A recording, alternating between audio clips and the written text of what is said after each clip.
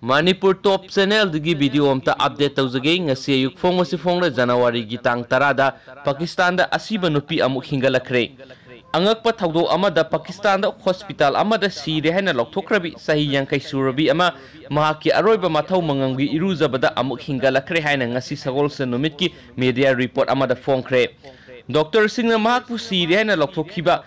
Karachi gi Akabasi Said Hospital Pukhatuna Rasida Baby Layeng Kibani Amasum Hospital da Dr. Singh Mahak Sire Habigi death certificate Amasu Piki Haina Express Tibuna 5K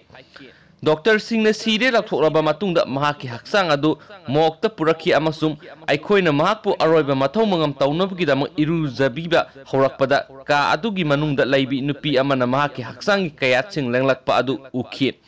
Aikoina yamna thuna mahaki mihul sek tawki amasung mahak hauzik phawba sor honduna lairamba thenaki nupi aduna angakpa mongda ngarang yumjagaisa numita aroiba mathau mangamgi iruzabada amuk hana hingalakre haina express tibuna haiki nupi asigi mamau nupi sabanana